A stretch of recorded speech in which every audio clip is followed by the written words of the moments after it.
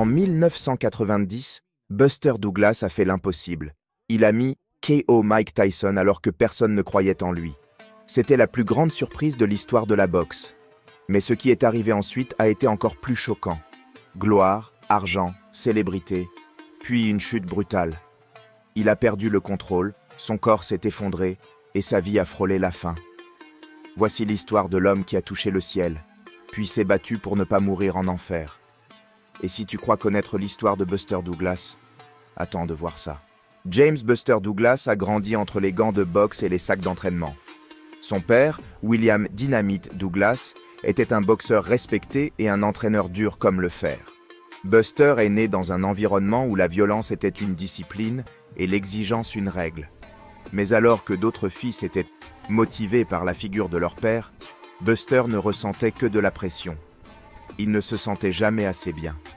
Il avait un corps impressionnant, mais un regard timide, incertain. Son physique ressemblait à celui d'un champion, mais son esprit n'était pas encore monté sur le ring. Pendant ses premières années en tant que professionnel, Buster était une énigme frustrante. Il montrait parfois des signes de grandeur, mais s'éteignait quand on avait le plus besoin de lui. Ses défaites semblaient plus mentales que physiques. À chaque échec, les critiques étaient dures. Il n'a pas de cœur, il manque de volonté, il est mou. Cette étiquette le poursuivait combat après combat. Et le pire, c'est que son propre père renforçait cette image. William ne donnait jamais de compliments, mais n'hésitait pas à le juger sévèrement. Pour Buster, chaque round était un combat intérieur, prouver au monde qui il était, ou abandonner et retourner dans l'ombre de son père.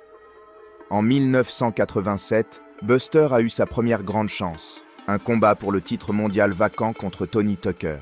C'était son moment, et pendant les premiers rounds, il semblait dominer.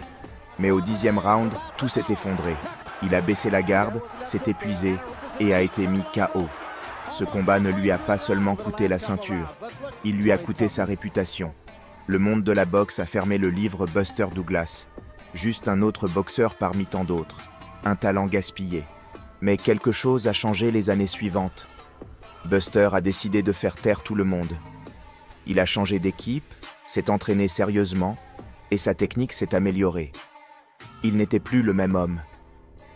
En 1989, il a battu Trevor Berbick avec autorité, puis Oliver McCall. Les gens ont commencé à murmurer. Et s'il avait encore quelque chose à montrer? Mais les doutes étaient plus forts que l'espoir. C'est pourquoi quand on a annoncé qu'il affronterait Mike Tyson en 1990, tout le monde a eu la même réaction. Il va tenir 3 rounds, pas plus. Mike Tyson n'était pas un champion ordinaire. C'était un phénomène, une force de la nature. Il était invaincu avec 37 victoires dont 33 par KO. Personne ne lui résistait. Personne ne le regardait dans les yeux sans trembler. Et Buster, c'était tout le contraire. Les paris étaient à 42 contre 1. Personne, absolument personne, ne pensait qu'il pouvait gagner. Mais le monde ignorait ce qui venait d'arriver dans la vie de Buster. À seulement 23 jours du combat, sa mère, Lula Pearl Douglas, est morte d'une crise cardiaque. Elle était sa plus grande fan, sa protectrice, celle qui lui disait « Tu peux y arriver ». Sa mort a été un choc terrible, mais aussi une source de motivation. Buster ne voulait plus seulement se battre pour un titre, il voulait se battre pour elle, pour sa mémoire, pour son honneur. Cette douleur est devenue sa force. Tokyo, 11 février 1990. Le monde s'attendait à un massacre rapide. Tyson est arrivé confiant, sans son équipe habituelle, sans bon entraînement. Il pensait que Buster n'était qu'une victime facile. Mais dès la première seconde, le jab de Douglas a surpris. Précis, net, contrôlé. Il gardait ses distances, restait calme. Round après round, Buster construisait son plan avec discipline. Tyson lançait des coups puissants, mais Douglas répondait avec technique. Il l'a fait rater, il l'a fait saigner, et le monde a commencé à douter. Au 8e round, Tyson a placé un uppercut terrible. Buster est tombé. L'arbitre a commencé à compter.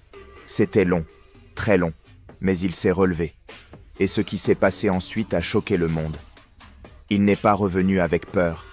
Il est revenu plus agressif, avec un regard brûlant, comme s'il s'était relevé avec une autre âme en lui. Au 10e round, il l'a coincé. Il a lancé une pluie de coups. Un uppercut, un crochet, encore un autre. Tyson a vacillé. Il est tombé. Il a cherché son protège-dents au sol. Il était perdu. L'arbitre a compté jusqu'à 10. Et Mike Tyson, l'invincible, ne s'est pas relevé. Buster Douglas avait fait l'impossible. Le stade est resté silencieux. Le monde était sous le choc. L'homme que personne ne respectait venait de battre le champion le plus redouté de l'histoire. Pour une nuit, Buster était le roi du monde. Mais ce qui semblait le début d'une ère glorieuse était en réalité le début de sa chute. Après avoir mis Tyson KO, Buster Douglas avait tout. La célébrité mondiale, des contrats en or, des interviews, des magazines, des promesses de films et de publicités. Il était au sommet. Mais alors que les médias parlaient d'un rematch ou d'un long règne, Douglas ne pensait qu'à se reposer. Il avait accompli sa mission. Et avec ça, il s'est senti satisfait. Trop satisfait. Au lieu de retourner au gymnase, Buster a commencé à vivre comme une star. Il mangeait sans retenue. Il séchait les entraînements. Il dormait tard. Et chaque semaine, son corps grossissait, son esprit se dispersait. Il n'était plus un champion prêt à défendre son trône. Il était un homme qui fêtait sa couronne sans voir que son château s'effondrait. En septembre 1990, son prochain adversaire était Evander Holyfield. Un guerrier discipliné, rapide, fort. Holyfield s'est entraîné sérieusement. Et le jour du combat, les différences étaient évidentes. Buster pesait plus de 110 kilos. Il était lent, essoufflé, sans réflexe. Holyfield l'a dominé dès le début. C'était une leçon de boxe. Au 3e round, Buster semblait absent. Au 8e, un direct l'a mis au sol. Un KO propre, sans drame, sans gloire. Le champion est tombé comme s'il n'avait jamais existé. Cette défaite n'était pas juste une perte de titre. C'était une confirmation. Pour beaucoup, Buster n'était qu'un coup de chance. Une tempête parfaite de douleur, de motivation et de sous-estimation. Mais pas un vrai champion. Sa réputation a disparu. Son père a recommencé à parler. C'est ce qui arrive quand on manque de discipline.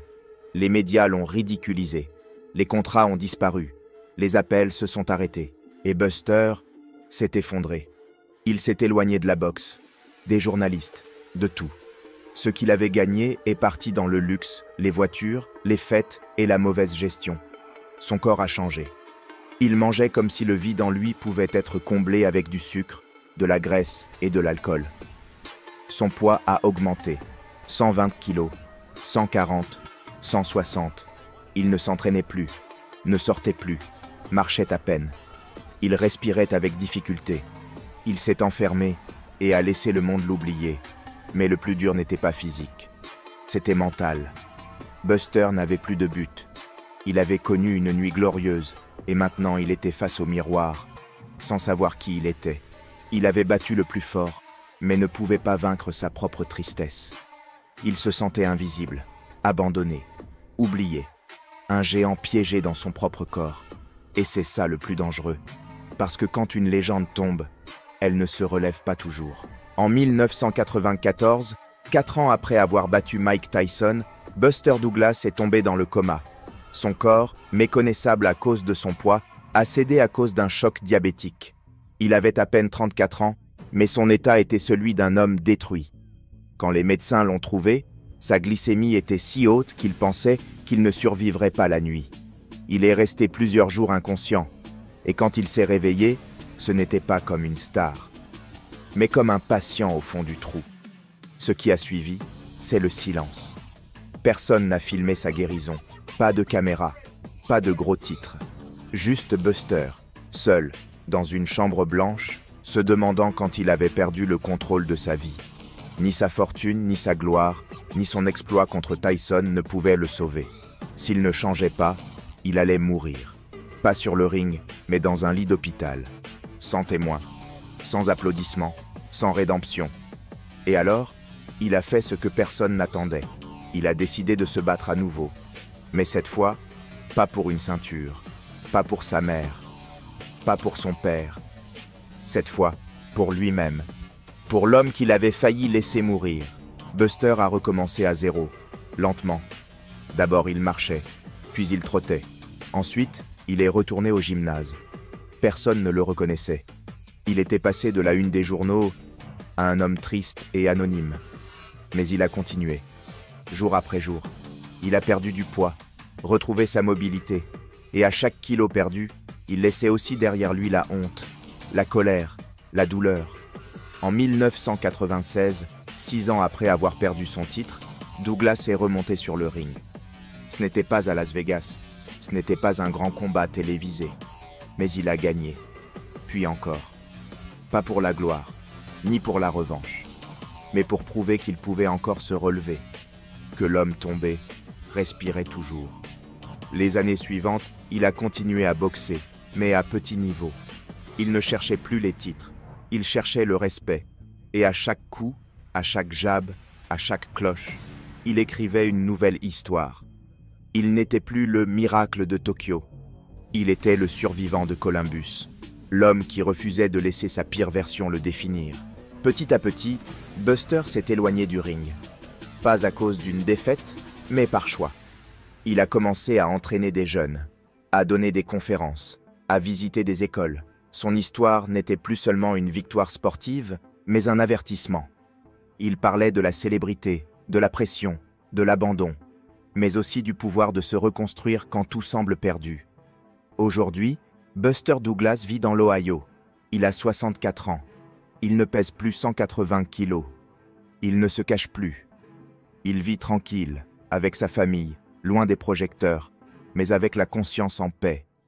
Il dit qu'il ne regrette pas d'avoir battu Tyson, mais que sa vraie victoire, c'est d'avoir battu ce Buster sombre qui l'avait presque détruit.